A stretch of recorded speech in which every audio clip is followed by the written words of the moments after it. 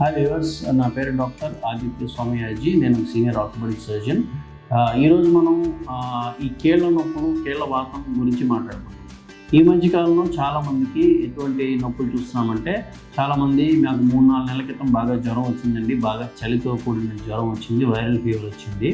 Fever వచ్చి 5 రోజులు తగ్గిపోయింది, కానీ బాడీ పెయిన్స్ ఏవైతే ఉన్నాయో అవి పర్మనెంట్గా చాలా రోజుల పాటు ఉండిపోతున్నాయి. అండ్ ఎస్పెషలీ మార్నింగ్ స్టిఫ్నెస్, పొద్దున లేచిన వెంటనే చేతులు కాళ్ళు బాగా నొప్పిగా ఉన్నాయి.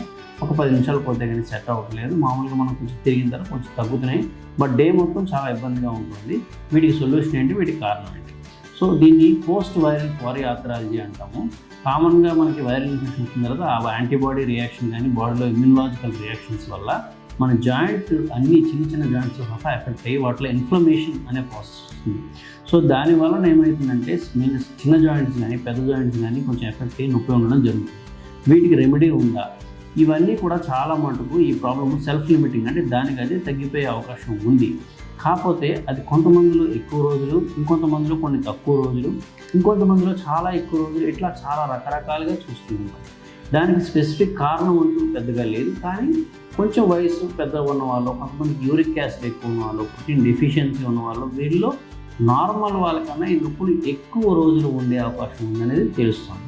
కానీ వీటికి ట్రీట్మెంట్ అయితే ఉంది, మంచి మెడికేషన్స్ అయితే ఉన్నాయి. ప్రాపర్ డాక్టర్ని కలిసి ఇమీడియట్గా ఆర్థోపెడిక్ సర్జన్ కానీ రొమటాలజిస్ట్ని కానీ కలిసి మనం ప్రాపర్గా కొన్ని బ్లడ్ టెస్ట్లు ఉన్నాయి, సిఆర్పి, ఈఎస్ఆర్ అనే బ్లడ్ టెస్ట్లు ఉన్నాయి, మన బాడీలో ఇన్ఫ్లమేషన్ ఎంత తెలుసుకునే బ్లడ్ టెస్ట్లు ఉన్నాయి. అవి చేసి వాటి ప్రకారము మనం దానికి తగ్గ స్పెసిఫిక్ మెడిసిన్స్ కూడా ఇప్పుడు వచ్చినాయి.